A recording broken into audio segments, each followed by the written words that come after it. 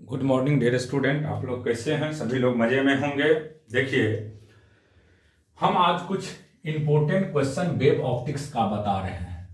Wave optics,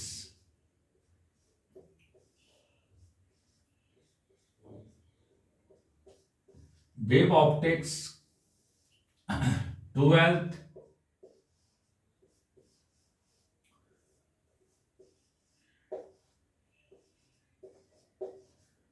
board, 12th बहुत important topic है। देखिए, 12 पार्ट्स है ये वेव ऑप्टिक्स। बहुत बहुत इंपॉर्टेंट क्वेश्चन यहां से पूछे जाते हैं। सबसे पहला चीज आपको समझना होगा इसमें सोर्स। सोर्स सोर्स किसको कहते हैं? तो ध्यान में रखिएगा, मेन सोर्स तीन तरह के होते हैं। पॉइंट सोर्स, पहला है पॉइंट सोर्स। पॉइंट सोर्स, तो पॉइंट सोर्स जैसे टॉर्च हो गया, ये पॉइंट सोर्स हो गया, तो इसके चलते शेप कैसा बनेगा? स्फेरिकल। शेप स्फेरिकल, याद रखिएगा, पॉइंट सोर्स के चलते शेप कैसा बनता है? स्फेरिकल। स्फेरिकल, ये पॉइंट सोर्स है, इसके चलते ये शेप हो गया। पॉइंट सोर्स के चलते शेप ये हो गया। और इसमें इंटेंसिटी आई का वैल्यू होगा पावर बाय एरिया, 4πr², यानी इंटेंसिटी I1/I2 का वैल्यू R2/R1 का होल स्क्वायर। तो ये पॉइंट सोर्स हो गया। पॉइंट सोर्स के चलते कोई पूछेगा कि शेप कैसा होता है, तो याद रखिएगा स्फेरिकल होते हैं। कैसा? स्फेरिकल। क्लियर हो गया। दूसरा है लाइन सोर्स। लाइन सोर्स की बात करते हैं। लाइन सोर्स, लाइन सोर्स याद रखिएगा, इसके चलते शेप कैसा होता है? सिलेंड्रिकल।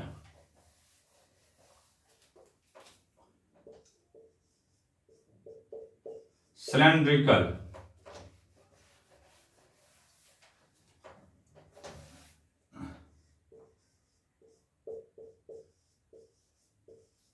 सिलेंड्रिकल पॉइंट सोर्स, दूसरा है लाइन सोर्स, ये हो गया सिलेंड्रिकल टाइप का शेप।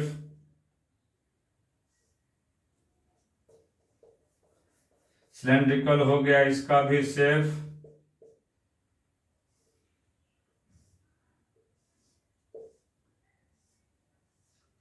ये रेडियस, ये लेंथ L, इंटेंसिटी I का वैल्यू P0/2πRL, यानी इंटेंसिटी इनवर्सली प्रोपोर्शनल होते हैं डिस्टेंस का। तो I1/I2 का वैल्यू R2/R1 याद रखिएगा। ये लाइन सोर्स हो गया। लाइन सोर्स के चलते शेप कैसा होता है? सिलेंड्रिकल। तीसरा है infinite source. Infinite source, infinite infinite source. Infinite source के चलते शेप कैसा होता है? प्लेनर। इनफाइनाइट सोर्स, शेप हो गया इसका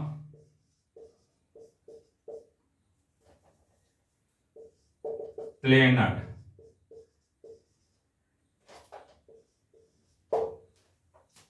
उसके बाद इसमें याद रखिएगा, मेन सोर्स दो तरह के होते हैं। Coherent, coherent source. Coherent source का मतलब होता है जो एक ही से निकलता है उसको कोहेरेंट कहते हैं। इसमें इंटेंसिटी का value, resultant intensity I1 + I2 + 2√I1 I2 cos φ।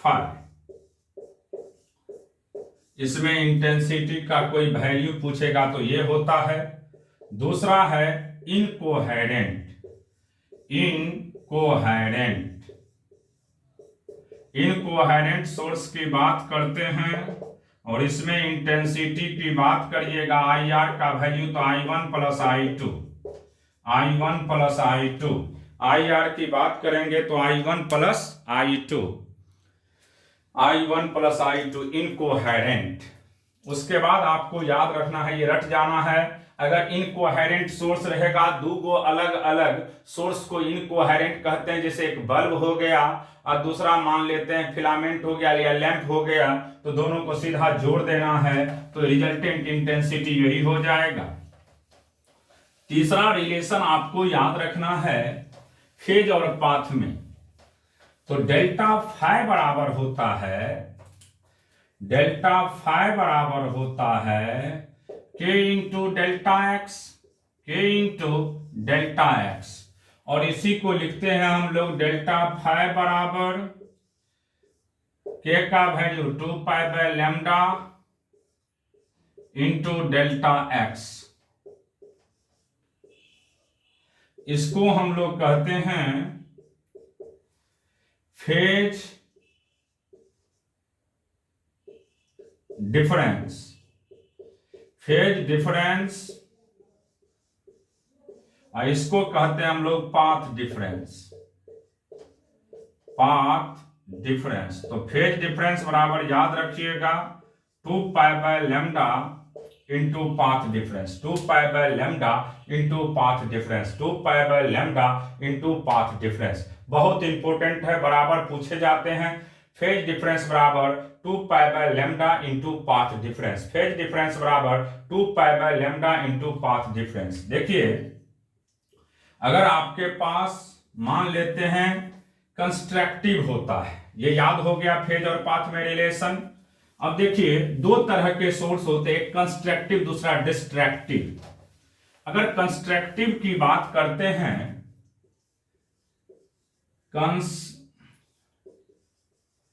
Constructive इसी को मैक्सिमा कहते हैं, इसी को इन फेज कहते हैं, इन फेज। इंटरफेरेंस, इंटरफेरेंस कंस्ट्रक्टिव या मैक्सिमा या इन फेज इंटरफेरेंस। इसमें याद रखिएगा डेल्टा फाई का वैल्यू होता है बाबू 2n पाई, डेल्टा फाई का वैल्यू 2n पाई, बहुत बार पूछा गया है। वेयर n इंटीजर हो गया 0 plus minus 1 plus minus 2 dot dot.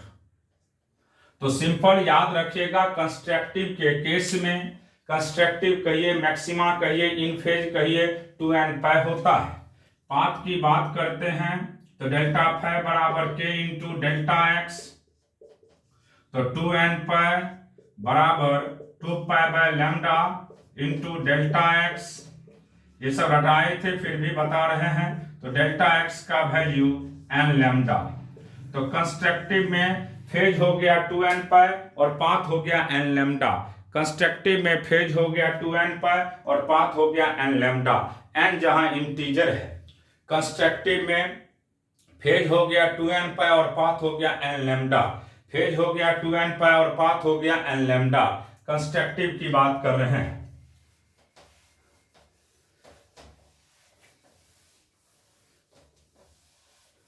देखिए दूसरा हम बात करते हैं डिस्ट्रक्टिव। डिस्ट्रक्टिव की बात करिएगा, डिस्ट्रक्टिव या मिनिमा या out of phase.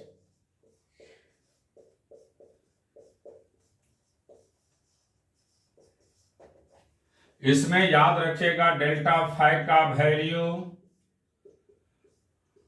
2n minus 1 into pi और 2n प्लस 1 इंटू पाई। तो याद रखिएगा इसमें n का वैल्यू 1 से स्टार्ट होता है, वेयर n बराबर 1 2 3, इसमें n बराबर 0 1 2 3। अगर इसमें भी डेल्टा फाई की बात करते हैं तो 2 pi by lambda into delta x, तो यहां से 2n माइनस 1 इंटू पाई बराबर 2 pi by lambda into delta x, pi से पाई कैंसिल, तो डेल्टा एक्स का value 2n minus 1 into lambda by 2, 2n minus 1 into lambda by 2 और 2n plus 1 into lambda by 2। तो ये phase और path में relation हो गया कंस्ट्रक्टिव और डिस्ट्रक्टिव के केस में। अब देखिए इसमें याद रखना है आपको इंटेंसिटी का मैक्सिमम वैल्यू। अगर इंटेंसिटी का मैक्सिमम वैल्यू की बात करते हैं, एक चीज याद रखिएगा, इंटेंसिटी डायरेक्टली प्रोपोर्शनल होते हैं विथ का और डायरेक्टली प्रोपोर्शनल होते हैं एम्पलीट्यूड के स्क्वायर का। Intensity directly proportional to width और डायरेक्टली प्रोपोर्शनल टू एम्पलीट्यूड का square. Intensity directly proportional to width और डायरेक्टली प्रोपोर्शनल टू एम्पलीट्यूड का स्क्वायर। अब देखिए आई मैक्स की बात करते हैं। आई मैक्स तो सिंपल याद रखिएगा under root I1 plus under root I2 का होल स्क्वायर।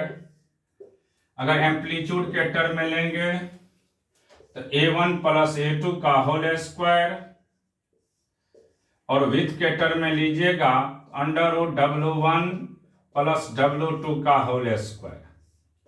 मैक्सिमम हो गया ये। मिनिमम की बात करते हैं आप लोग तो मिनिमम सीधा होगा under root I1 minus under root I2 का होल स्क्वायर और A1 माइनस A2 का whole square, A1 minus A2 का होल स्क्वायर या under root W1 minus under root W2 का होल स्क्वायर। उसके बाद आप लोग को याद रखना है इसमें फ्रिंग विथ के विषय में। देखिए सेंट्रल पॉइंट पे कोई पूछेगा इंटेंसिटी क्या होता है at central point, eight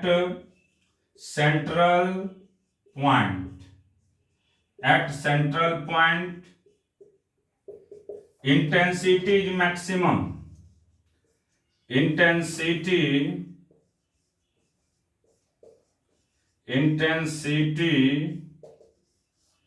is maximum।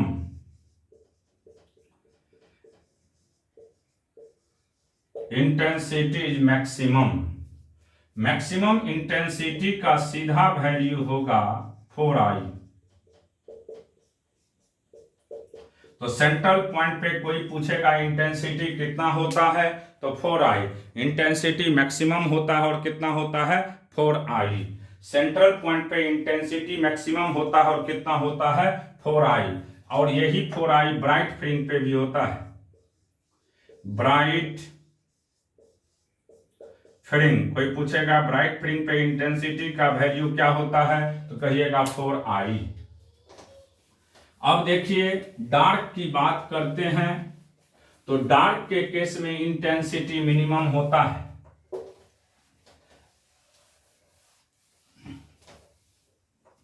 Eight dark fringe intensity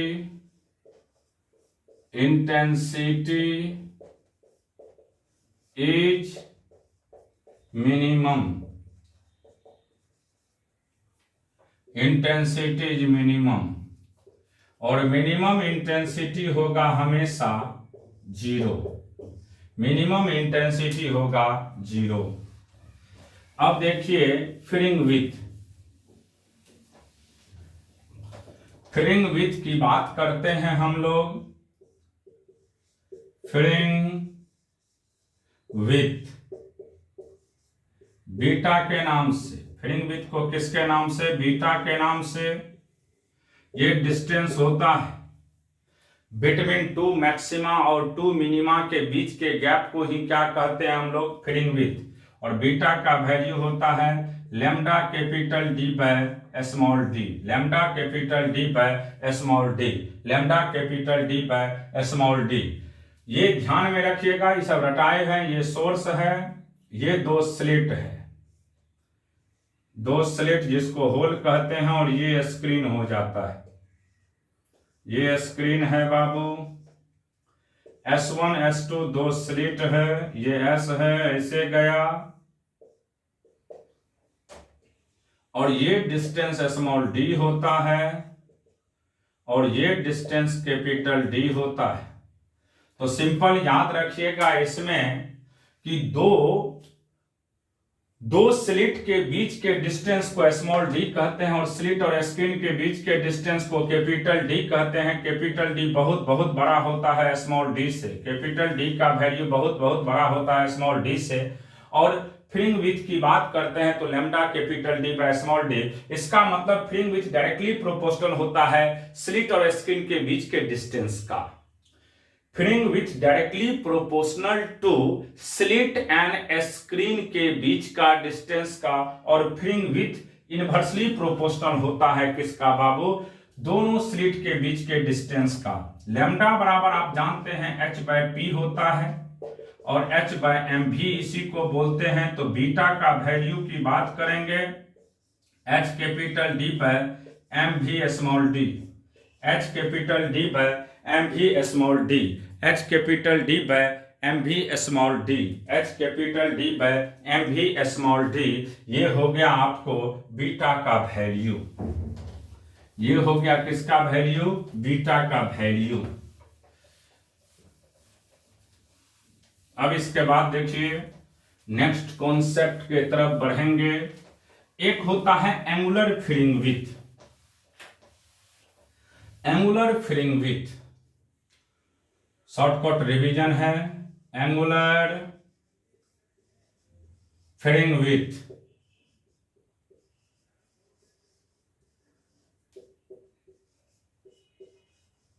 theta नट के नाम से जानते हैं।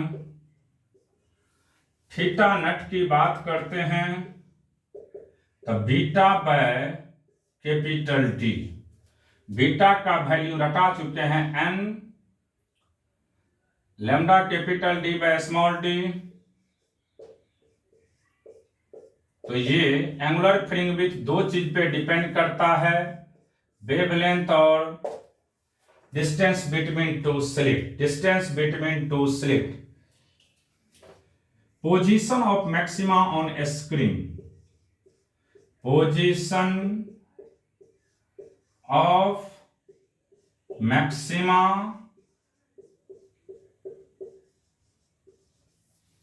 on a screen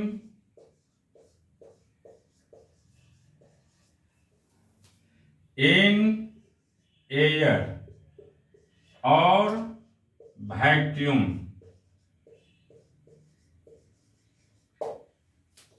y की बात करते हैं n lambda capital D by small d, n lambda capital D by small d, n lambda capital D by small D.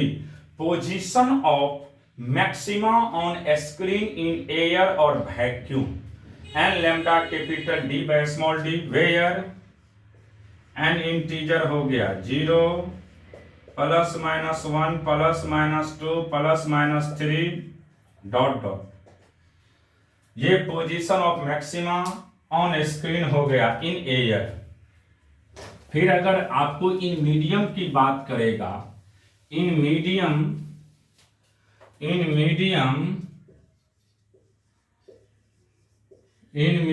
की बात करते हैं तो सीधा याद रखिएगा y डैश की बात करेंगे तो y बाय म्यू,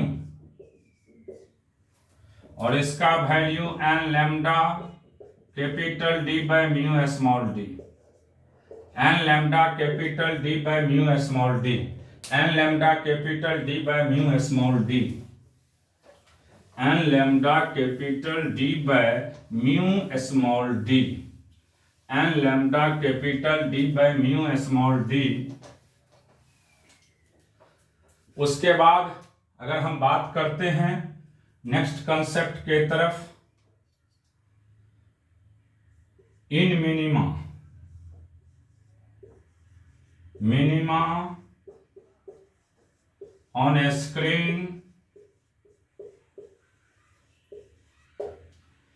तो इसमें याद रखिएगा पोजीशन का बाबू 2n-1 lambda capital D by 2 small d, where यहां पे n1 से स्टार्ट होता है। तो अगर मिनिमा ऑन स्क्रीन की बात करते हैं तो 2n-1 lambda capital D by 2 small D, 2n-1 lambda capital D by 2 small D, ये एयर में होता है। अगर मीडियम में रहेगा तो इसी में आप म्यू से डिवाइड कर दीजिएगा, किससे? म्यू से डिवाइड कर दीजिएगा। इसके बाद हम लोग नेक्स्ट कॉन्सेप्ट के तरफ बढ़ेंगे। देखिए